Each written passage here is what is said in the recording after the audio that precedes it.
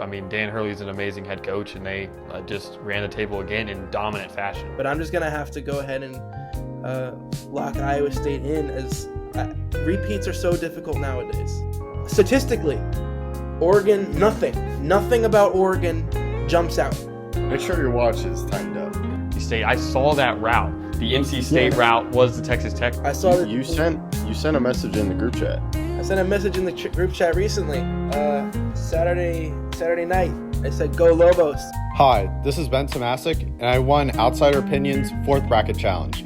You're listening to Kevin and Austin. Go Texas and hook 'em.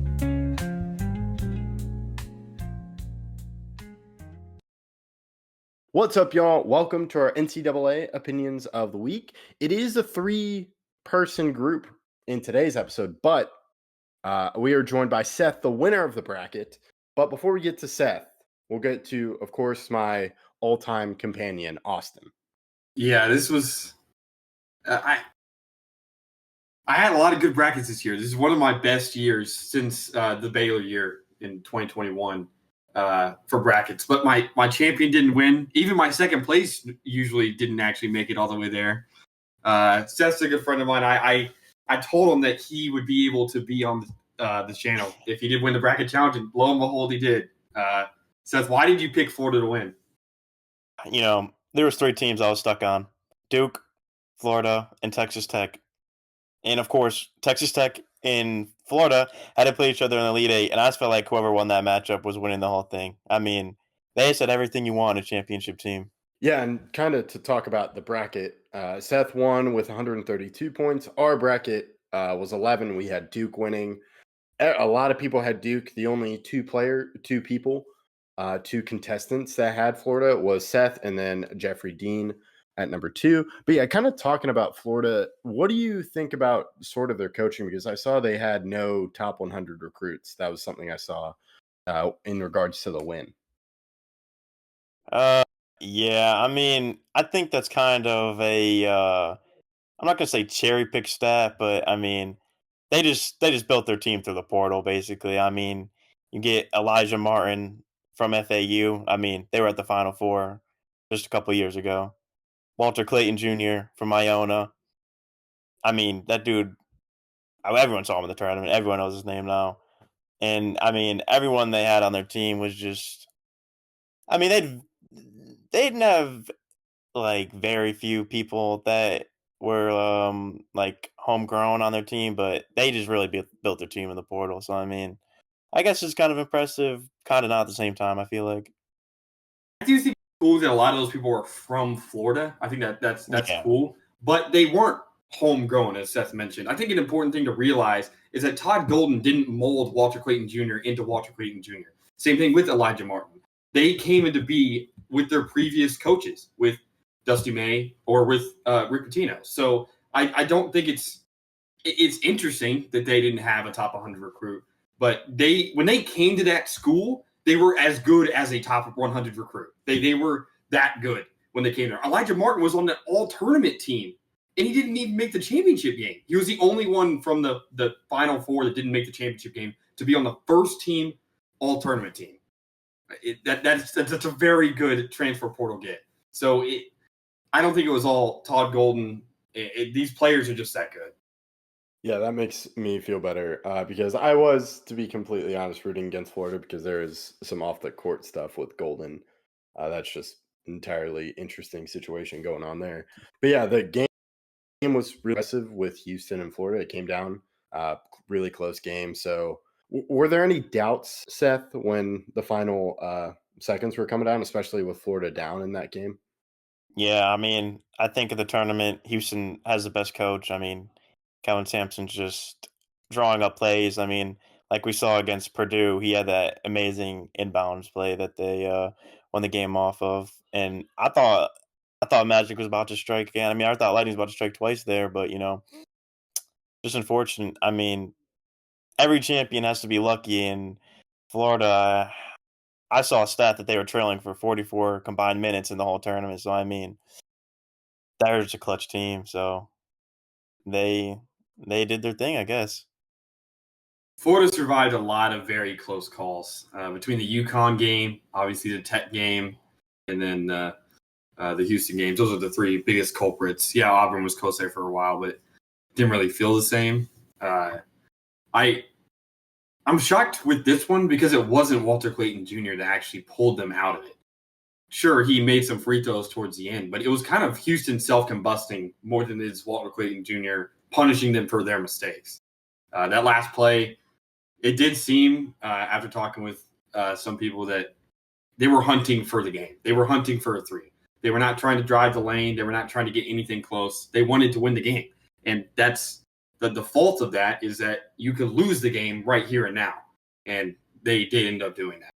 Yeah, that's a great point. And kind of, Seth, of course, you have two brackets. You, of course, won, but the other, you had Tech, and that fell at 12. What were the differences between those two brackets and when you went into making those? Yeah, I mean, bracket wise, I was like pretty confident, like most of my picks, so I believe I kept most of them the same. It was just a couple matchups that early on got me, like Gonzaga versus Houston. I mean, it's funny. I mean, I don't know if I had Houston winning that one and the bracket I had winning, but I mean, there's just a couple matchups I switched around, but yeah, that Tech versus Florida matchup was really just the thing I was focusing on. I mean, I just, in my opinion, thought the three teams that would win the tournament, Florida, Duke, and Tech. And I mean, if I'm being honest, I think those were genuinely the three best teams. I mean, Houston, they did make the championship game. They almost won it, but I don't know if I could honestly say that they're better. I mean, they're a really good team, so I'm not going to say that they're not good or anything, but To use the football analogy, on any given Sunday, right, they're good enough to beat Duke. It's just they're not better than Duke. That's how I would differentiate Exactly. it. They can beat them. And Duke had a historic meltdown. There's been a good bit of meltdowns in this tournament. It's really the tournament of meltdowns. And I do think that Houston's a good team. They're just not as good as Duke. And like Seth, when I made my brackets, I only had three major winners. I had one Auburn bracket and one Houston bracket. So I really only thought there was five teams that had a chance of winning. And I was 4 1 seeds in Tech. This was a year that was dominated by those teams, the very good teams this year. I did not expect a lot of upsets. Sure, there was some. I had a lot of Montana State beating Wisconsin or some upsets that weren't maybe the best, but I did not have any 16 seed or 15 seed upsets. The top seeds were too good, and that kind of reflected itself in the tournament, obviously. And it's easy to say that now, but you can just look at the brackets I've made, and I genuinely believed that before the tournament even started.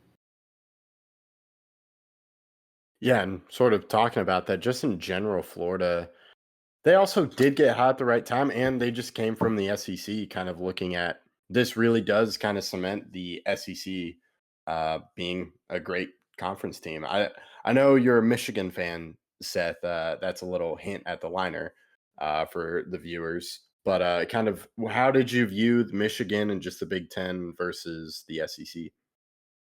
yeah, I mean, of course, SEC is far, far more deeper than the Big Ten, but I think at the top and more in the middle, I think we match up pretty well. I mean, the Big Ten started off 10-0 in their games, and I thought we were pretty strong. I mean, Michigan State made the Elite Eight, Michigan Sweet 16.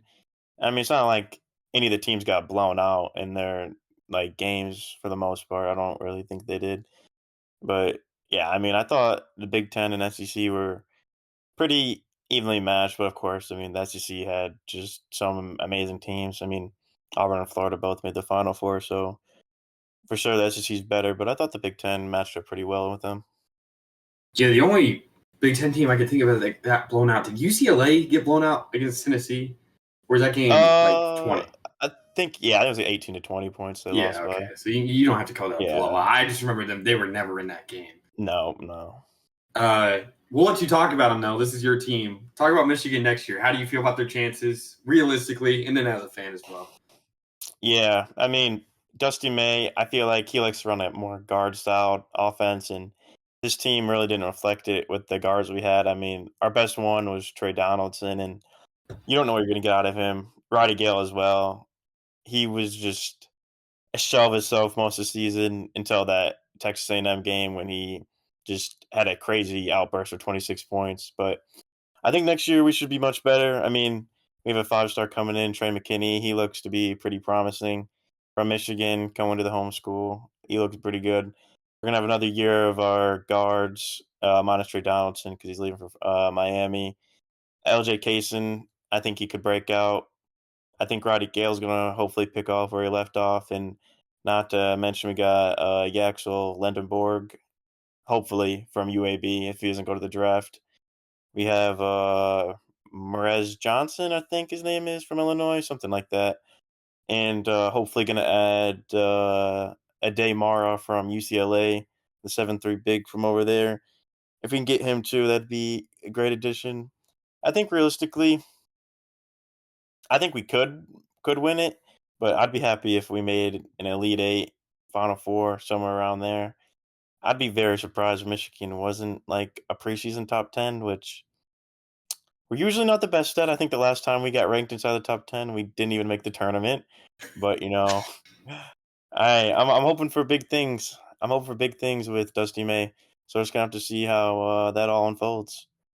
So you think it's 100% that Daniel Wolf is gone?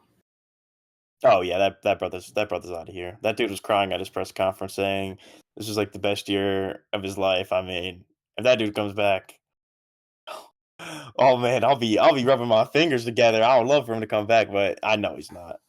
All right. So you got the hope for Michigan. Just kind of, do you have anything to say? Are you going to for sure compete against the bracket next year? As we're already planning for next year. I mean, gosh, I'll be honest, Kevin. Michigan, they're gonna go all the way. We all know it. Okay. Actually, I don't know about all that. I mean, I'll make sure to see the Michigan when you compete next year. You're trying to go back to back though? Oh, I'm going back to back. I mean, if I were to pick a team right now, I might just have to chalk it up and go Houston on their revenge tour. But we'll have to see how that goes. We'll have to see how that goes. I'm very scared, Seth, to pick Houston because every time I've actually picked them. So I we'll completely see. agree with you. Yeah. Anything that Darian Williams goes to. Oh, jeez. Yeah, it is what it is. All right. I believe that's all we got, Seth. Thank you for coming on. But I'll let you and Austin are friends, so I'll let Austin close this one out. Yeah. Thank you guys for listening. Please let us know what you guys thought about the tournament. If you competed in our bracket challenge, tell us why you didn't win and why you'll win next year.